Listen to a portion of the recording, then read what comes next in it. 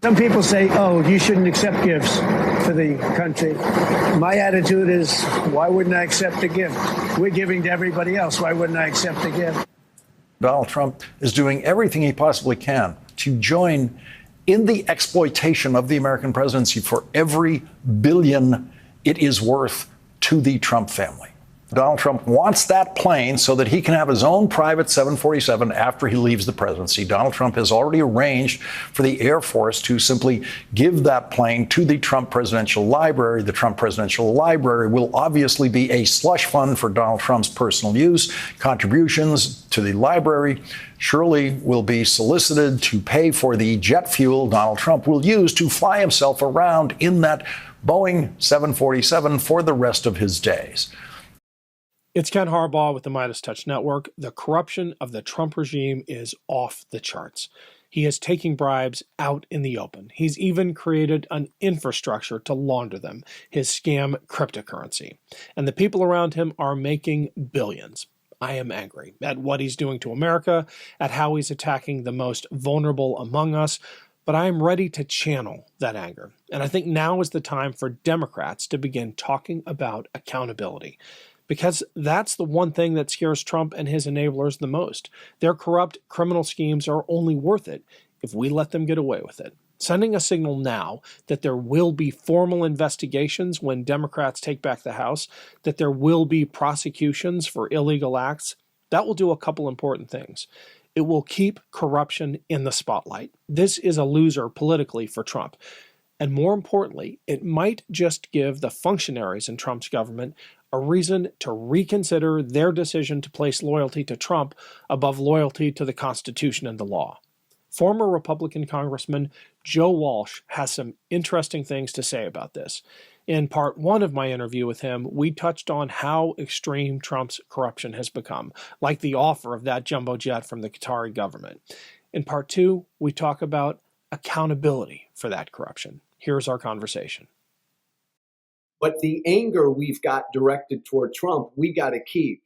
And I don't buy this argument that some Democrats are putting out there that we got to pick our fights and pick our battles and only talk about the price of eggs and shit like that. No, we talk about everything. We talk about this plane.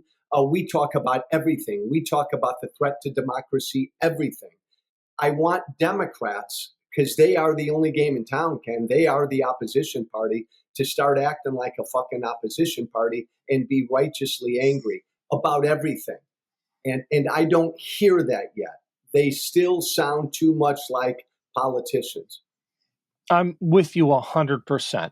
It frustrated me to no end. I mean, this news is a couple weeks old, but it's still stuck in my craw when Chuck Schumer, in response to yet another outrage from the Trump administration, said that he sent a strongly worded letter. These are not normal political times.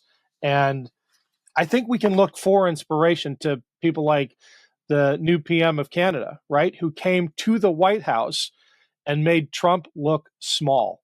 Elbows up, right? That should be our mantra down here as the resistance. Elbows up, don't give an inch. A great example, Ken, right? Great example. Trump is a tyrant. Tyrants are bullies. All bullies are cowards. So you don't coddle or embrace a coward or a bully. You punch them in the face. There is a yearning for authenticity among American voters. It's been here for a while. It's why Trump is where he is. You and I know Trump is a bullshitter and a demagogue and a liar, but his voters think he's authentic. And there's nothing prepackaged about Trump. Democrats need to be authentic. Democrats still sound like politicians. But it goes to what you and I began with, Ken. Like, we can't normalize him. Every Democrat should be screaming about this airplane. Donald Trump's on his way to the Middle East, and all he's going to do is try to secure a bunch of business for himself. This is not normal. I need Democrats to be righteously angry about this. Me too. It's one thing to wake people up to the threat that Donald Trump poses, to just how how embedded in his philosophy of governing and leadership corruption is. And maybe that will help us take back the country, I hope, in 26 and 28. But how do you think about accountability beyond that? Because epic crimes are being committed using the levers of government to do them. I'm not just talking about the grift now. I'm talking about eliminating due process, sending kids with cancer, U.S. citizens, overseas. I'm sure that as we dive into this, we'll see that this wasn't just inhumane and stupid. It was criminal, a lot of it. How do you think about accountability post-Trump? Because there has to be a reckoning. Hey, Ken, that's a great question that I have not heard yet. That's a brilliant question that I have not thought about yet. You're right.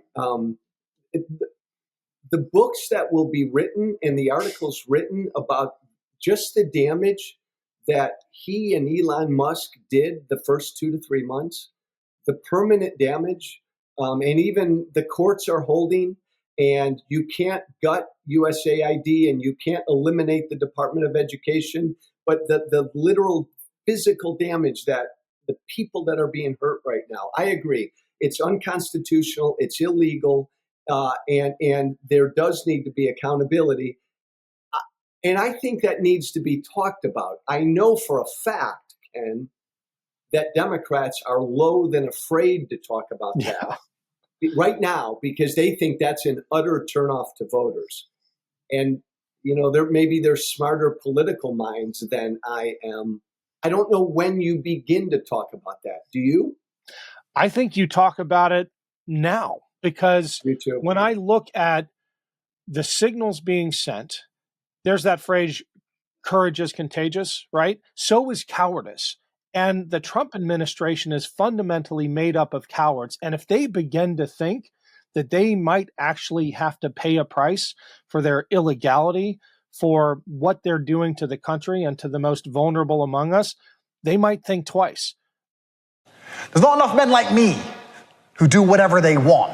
Are you sick of it yet? Those people need to be, when we take power, they need to be given the death penalty. The anger. I live like a capitalist every single day, Cenk. I live as a capitalist. The hate. And we have a system of checks and balances. That's a good one. That's really funny. We do? The idea that to be a man, you have to be a bully. Fuck you! We should be better than this. Females don't have independent thought. They don't come up with anything. Our kids deserve better than this. It's like women want equal rights when it's convenient, but then they still want the door open for them. So help us change it. Subscribe to Valor Media Network, where you can find shows on sports, men's health, and patriotism without the resentment and division. True strength is about discipline, resilience, and service. If you've wondered where all the positive role models are, especially for young men, check out Navy SEAL Dan Barkov and Commander Bobby Jones as they share stories of service and sacrifice. Being good at being a man is about what you do for others and not what you do for yourself. Listen to Jason Kander and co-hosts Ravi Gupta and Adisu Demisi give you the inside track on the politics of sports. I just want to take back what I said about the Bills. No, because in all honesty, your team seems to have gotten the vaccination thing right. Okay. My team seems to be struggling with it. These shows and many more from Valor Media Network prove that you don't have to be an asshole to connect with young men today. Subscribe to Valor Media Network today. To me, I wish there were, and I don't want to use the word shadow government, but I wish there was a bipartisan group, an outside group right now, of bipartisan leaders, Democrat and Republican, who were calling for accountability right now, who were pointing out the in real time every day the dangers and the damage that's being done right now. We don't have that outside group, and the Democrats are too dispersed, and no Democrat on Capitol Hill has the standing to talk about what's going on. We need like an outside group, I think, of real established leaders to call out for the accountability that you're talking about right now. I could not agree more.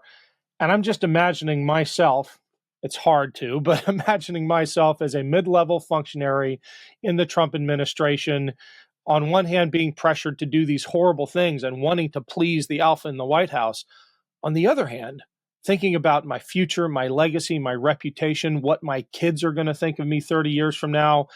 And in that case, accountability might actually be a democratic safeguard. Even the idea of accountability might check some of these worst impulses.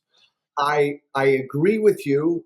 The only nuance I'd add is, unlike Trump 1, he has many, many, many, many more true believers in his administration this time. For sure. These are guys who will go through that wall, not just for him, but they believe in the philosophy and the agenda of Trumpism. But you're right. Again, that doesn't mean we don't put accountability in front of them right now. Well, I think you are alluding to, for me, what is really the nightmare scenario, and it is suggested by the lawless behavior of the people you're talking about. They don't think there will be accountability because they don't think Trumpism will ever cede power. Anyway, we got to end it there, Joe. Thank you so much. As always, keep up the good fight. And we're going to share some news real soon about a veterans rally in D.C. on June 6th. Could use your help with it. Stay tuned. Love it. Thanks, Ken. Keep doing what you're doing. Thanks, Joe.